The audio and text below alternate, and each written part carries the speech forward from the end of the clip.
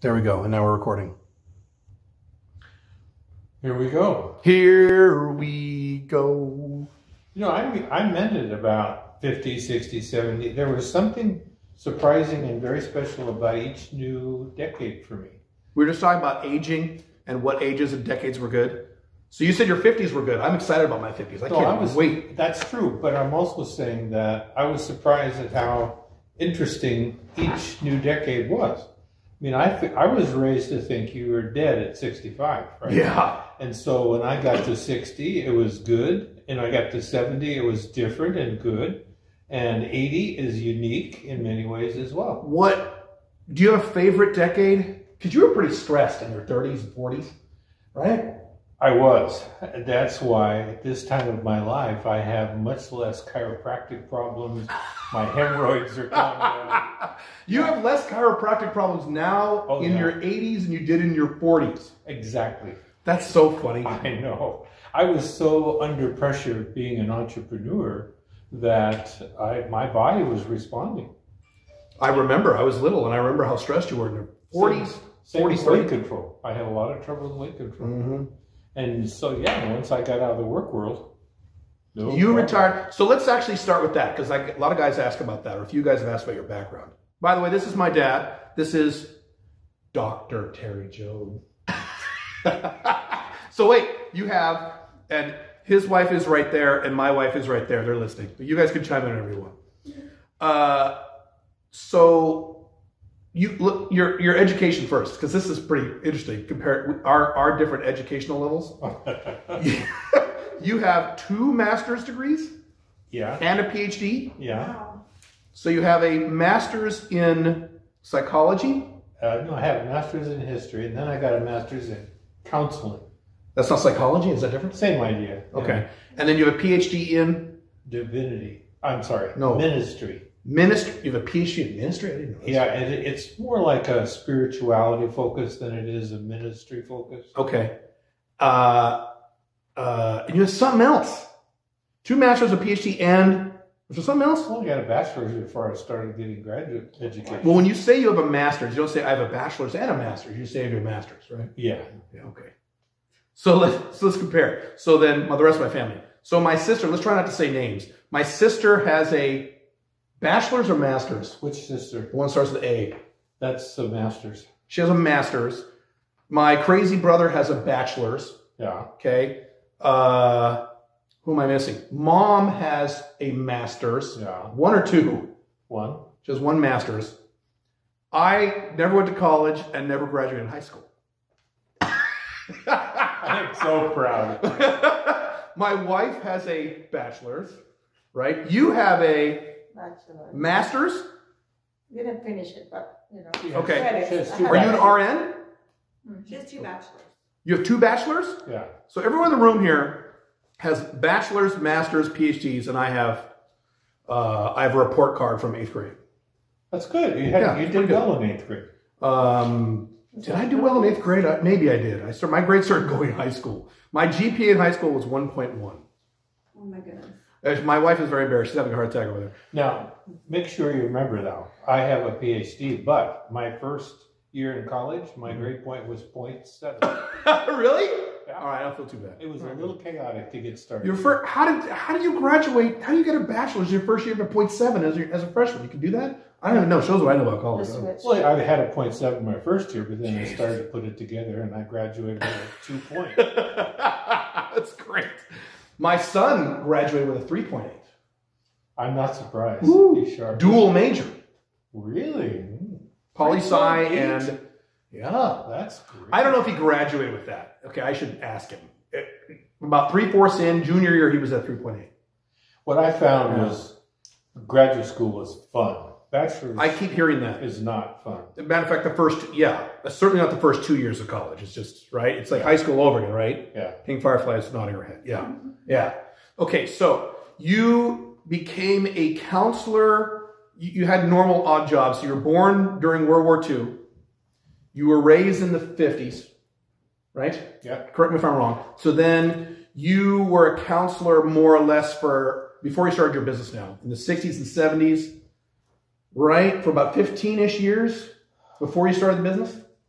Let me think about that. Mom met you as a counselor, Yeah. right? And that was Oh, that's 70, about when it started in 1970. 1970. So you were a counselor for about 10 years working for the state Yeah. or various places. Okay. And then I started a business. So then you started your own business, your first business, in the middle of the 1980 recession. Right. It was When- kind of scary. Yeah. So he started this in the middle of one of the worst recessions we've ever had. Most of you who watched this video were not alive back then.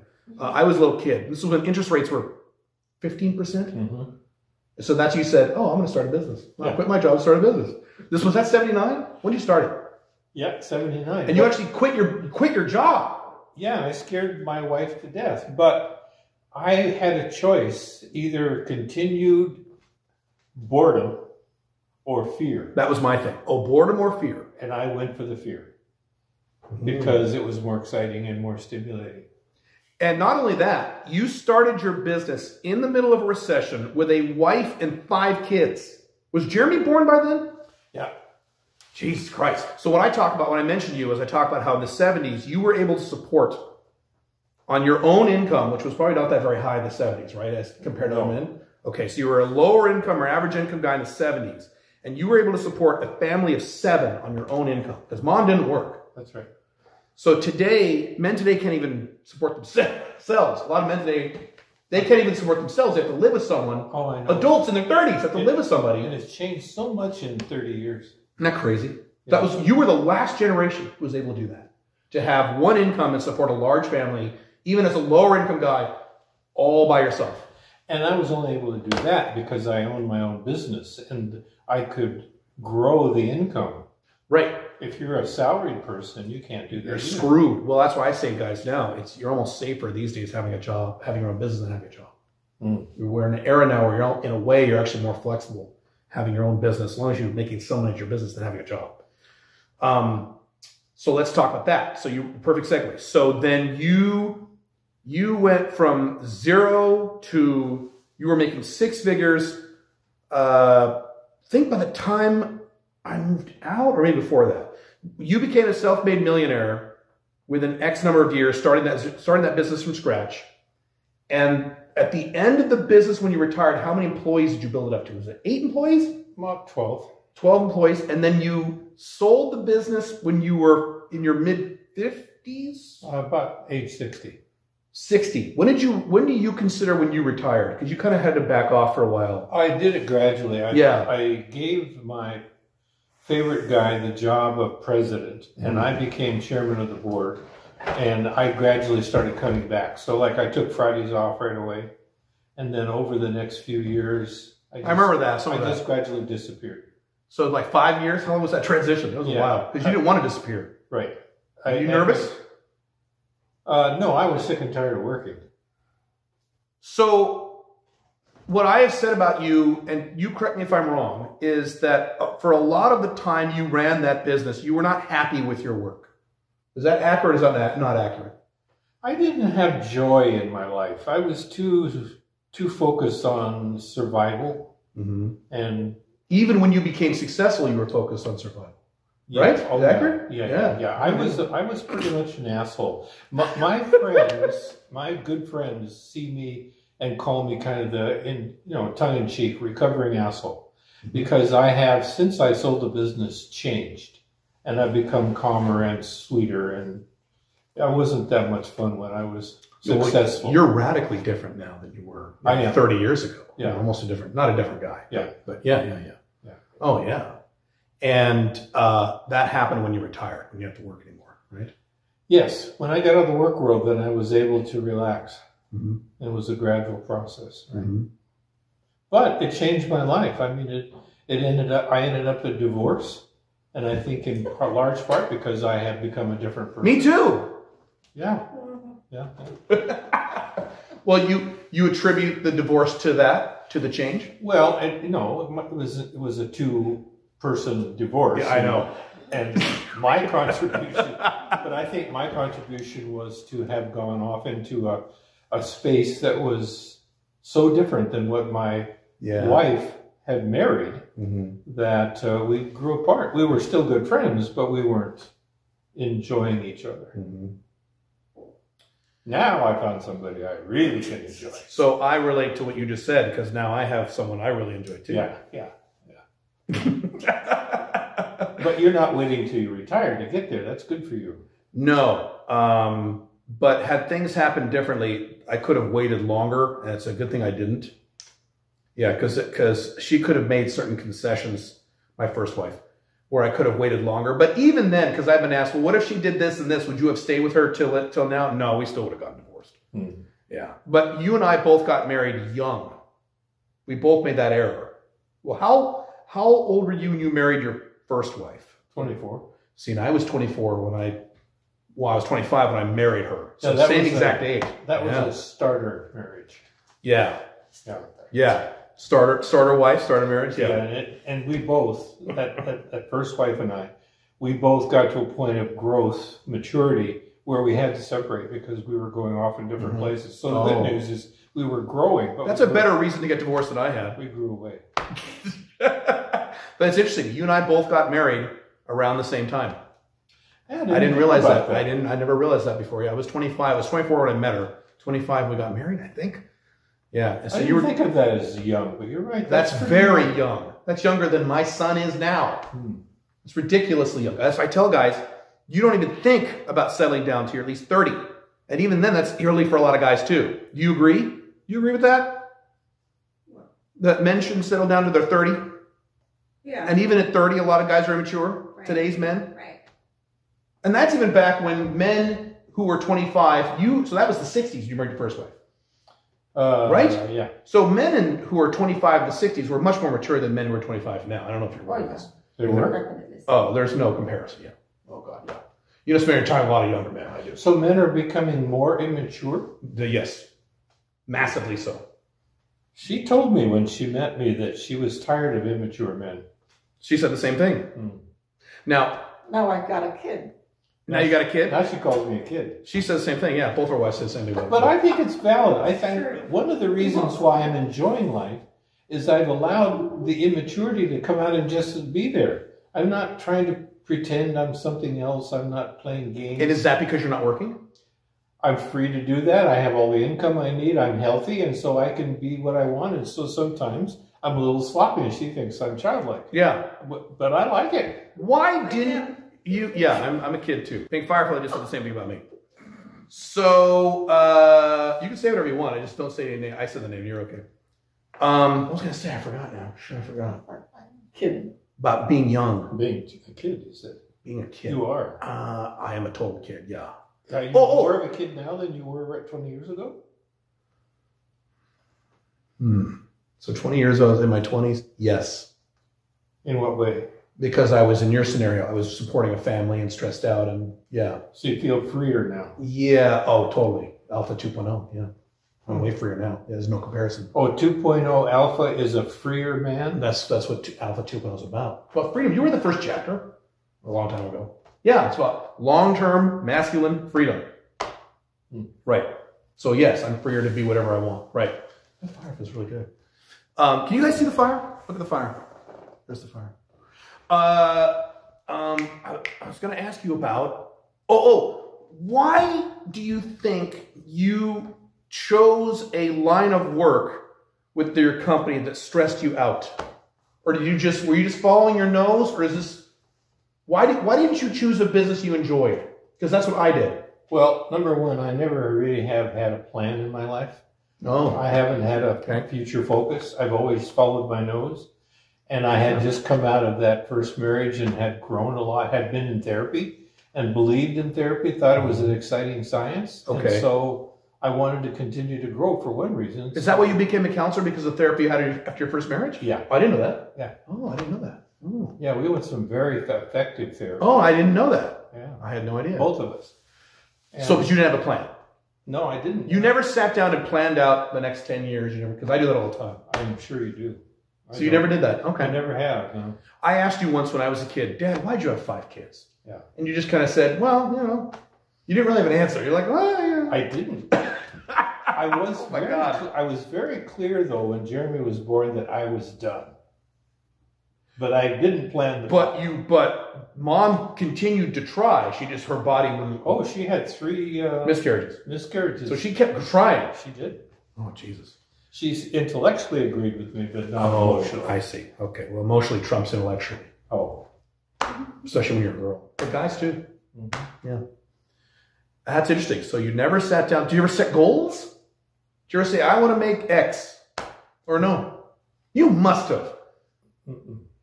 No? Okay. Did you ever say, so you just said, I want to make more money? Or did you even say that? No, I did, because I had a decision to make at one point in my business career. I was kind of flattening, the company was kind of flattening out. Yeah. And we needed to either expand our market or just put up with that. Yeah. And I decided to expand, and so I brought in Bill Swift, and he helped grow that company. All right. And so we met our goal, but that was one of the few times that I had a thought. So I imagine Bill set goals. I don't remember if he had that kind of clarity. Really? Or not. Okay. Fascinating. Yeah. So you're a big exception to the rule, because I tell them all the time to set goals and make plans and mission and vision and all that stuff. Because I'm a maniac with that stuff. When I do counseling with SCORE, with small business people, I talk about setting goals and having a business plan. Great. It's very important. Okay, but you it just wasn't didn't do it. my style. All right. Do you think if you had done that, you would have been more happy with what you did for a living? Or not necessarily? You don't know? I have no idea. Let's talk about your family life and your kids. So, because I get a lot of questions about that too. So you have a total of 6 children. Mm-hmm. So I want to get the timeline right, because this is complicated. I have to explain this every time guys ask me about my siblings. He's one of the best looking. I am the best looking of his children. Yes, by far. You've got 6 kids. So you have your first wife. You were married for about 6 years, right? When you were young? Let me think a minute. Or so? 5 years? Probably not even that long. About 7, yeah. Oh, 7, that long. Okay. Oh, I didn't know that. Maybe 5, I don't remember. All right, 5 to 7. And that's where your first child came from. That is my older brother. Yeah. Then you married mom in 71. Right. And then you had 5. I joke about this. My mom spent the entire 1970s having babies. Yeah. So you had 5 kids from 71, 72. I was born in 72. To Jeremy was born in 79. Mm-hmm. And I've said that, and people say, well, that's impossible. That means your mom must have spent the entire 1970s doing nothing but having babies. I'm like, yes, that's what she did. She spent the entire 70s having babies. When I Insane. asked her to marry me, she didn't say yes. She said, I know what she said. What? Tell me. Now I can Have children. This is like, oh yeah, I want to marry you. She's like, great, now I can have kids. That's the first thing she said. She said that on Donahue. Pink Firefly and I watched Donahue. Oh, did you? When you guys were on Donahue in the 80s? Yeah. So he was on Donahue with my mom in the 80s. My mom was on stage and he was in the audience. And that's what she said to Donahue. I was like, oh, he asked me to marry him. And I said, oh, great, I can have babies now. What? Anyway, yeah. So she had 5 kids. So you have 6 children. And we could do a whole thing just on that. So I'm the oldest of the 5 kids that were raised together, although I have an older brother who was raised separately, who I see, who visited us in the summertime, right? Yeah. And I just have a few random thoughts. You can say whatever you want, talk about whatever you want. I remember you and I had a discussion about 10 years ago. This is years before I met Pink Firefly. You said you and mom are having a discussion about your grown 6 children. Because today we're all in our 40s-ish. 50s and 50s and 40s, right? Well, I'm almost 50, and then older brother is 50, right? In his 50s. You said, what did you say to me? You said that you and mom, your goal for your children, your grown kids, was to have all 6 of you settle down with someone. And you said, maybe you don't remember this, and you said, you and mom were talking about this, you said, okay, of the 6, 4 of them are settled. But Caleb and Josh are the 2 dickheads who are not settling down. We need to get these guys settled down. And you're both like, Caleb, oh, I don't know about Caleb. And Josh, oh, I don't know about Josh. So me and my crazy brother, you were the 2 that are like, you and mom are waiting to find someone to settle down with so you can both relax and say, okay, good, all of our children are settled down. It wasn't, in my case, I don't know about your mother, but in my case, I wasn't concerned about you settling down. I was concerned about you being happy.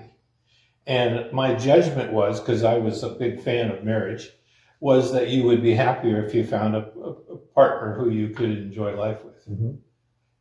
And when you guys finally became successful your mother was suffering in empty nest syndrome, and I was celebrating because you were successful. Yeah. Yeah.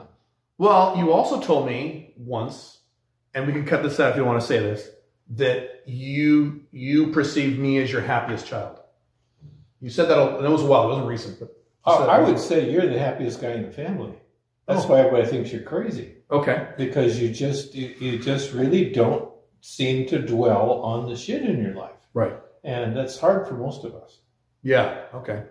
Did you have that perception of me before I married her? I think so. Yeah. I've always had it. You've always had that? The only time when you were a little cranky was when you were like 17.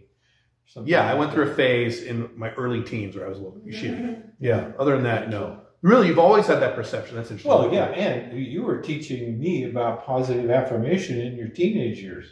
I was? Yeah. What? That was very important to you then. Teenager? Mm-hmm. I think it makes maybe early 20s. Well, maybe. I don't remember. Huh, no kidding. And what do you want for your kids now? So you have 6 grown old children. What do you want for your 6 grown old children? I want you all to continue doing what you're doing because it's working really well. Is it working for all your children? Yeah. It is? Yeah. You're all very different. Radically different. And you may have different criticisms than I do about what you're doing with your lives. Mm-hmm. But I see you as all being very successful. And more important than that is that I'm still connected to each one of you. Mm-hmm. So I'm so pleased about having that continue. Is that you're a counselor? You're a psychologist with retired with decades of experience. Is that unusual? What you just described? Yeah, to have 6 children and the parents are still connected to all 6. it is. Yeah, so we're very lucky that way, aren't we? We are. Yeah. We have a pretty unique family. You remember how that one counselor wanted to write a book about the 5 children and how different we all are and shit like that? Yeah, so because he's never seen anything like that. Yeah, your sister calls us eccentric. I think the world will call us sure. that. Yeah, well, I am. I'm strange. Yeah. But most people that we know look at us as kind of a strange group.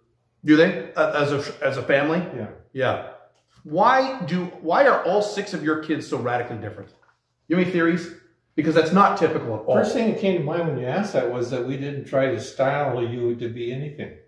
We just left you develop your own pathway. That's more true with your younger kids than your older kids because mom was still very Christian-y.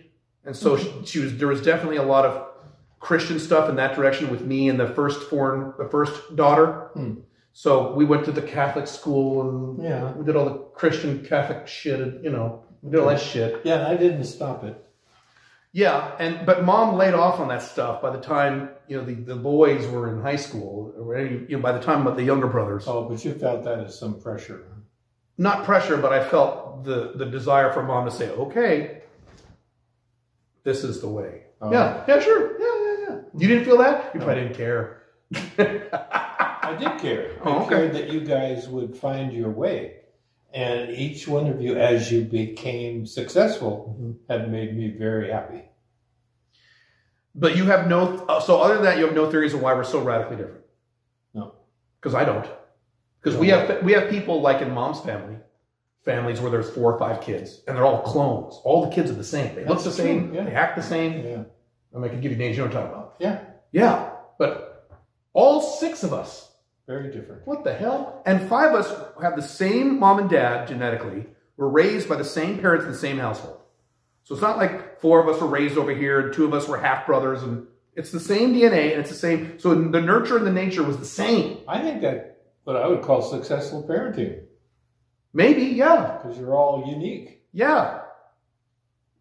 I wonder if families that are more homogeneous have more aggressive dads or moms who say you're going to grow up and you're going to do this. It sounds really boring to me. God damn it, doesn't it? Yeah, but even I see in families, we're just all of your children are radically different to extreme levels. It's not even, I don't understand it. I don't get it. But yeah, it's fine. Yeah. Jeez. So I didn't just talk about this. So later in your retirement, this is something interesting, is that you and I both ended up doing something similar where we both have mentored men, which I wasn't planning on at all. Matter of fact, you were talking about that years ago, and I said, why would I want to mentor men? That sounds stupid. But you started getting into eldership and elderhood. Yeah. So describe that, because you were getting into that. You're still into that. You wrote some books. I mean, talk about that. This is after you retired. You started doing this, right? Yeah. When I got to be in my 50s, I began to realize that the pathway ahead of me was kind of prescribed by the culture. Mm-hmm. I didn't like the feel of it. And it had to do with life. It sounds very similar to me. Life ending at 65, and it had to do with men kind of disappearing after they were exhausted after their careers. Mm-hmm. And so I learned from a rabbi who had written a book about the idea of becoming more of a source of wisdom in the second half of life and less of a dependent. It developed the idea of elderhood for myself. And so it changed my life to begin to imagine myself as being responsible for those younger than I was. And so mentoring them into a successful second half part. Men specifically. Men is the most interesting group to me. Yeah. Why men specifically? I think I know your answer. I don't know. Men to me have been much less complicated. When I was raising you guys, the 2 girls were the biggest pain. The 3 boys, not a big problem. And so I've always enjoyed male energy better than female, except for that kind of female over there. Except the one you're married. Yeah. And so I found men to be really important in my life. My best friends are guys, and I've never had a female good friend.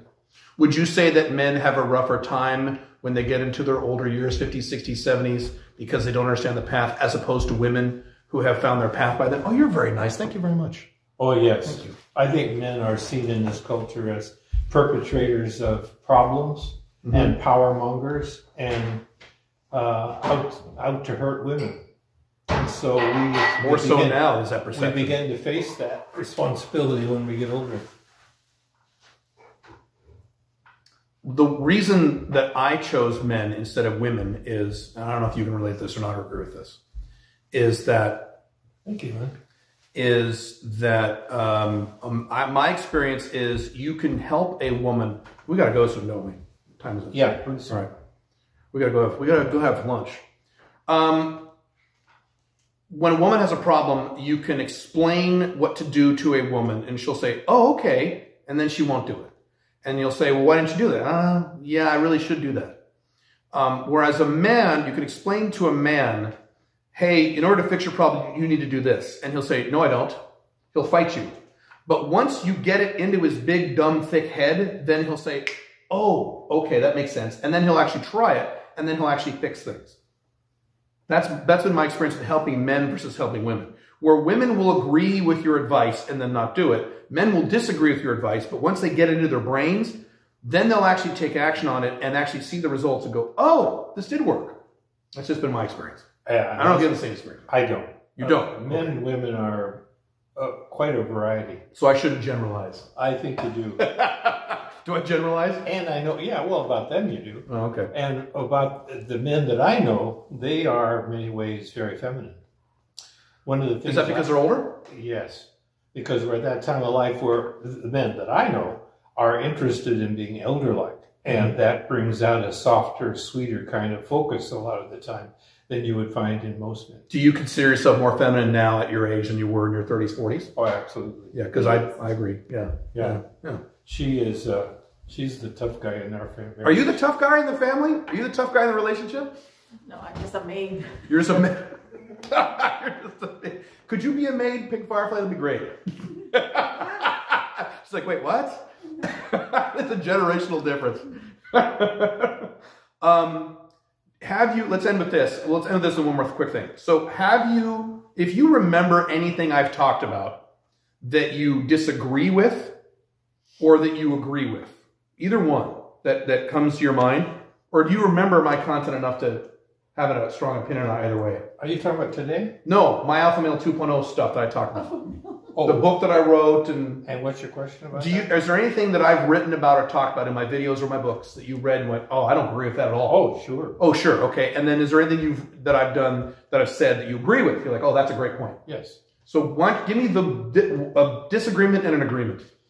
Well, your view of sexuality and how it fits into a relationship, I think, is really dangerous. It's dangerous. Yeah, I'm very committed to my wife, and I don't even have an interest in other women, let alone I see. have an The idea monogamy that stuff. I might spend time with them. Got it.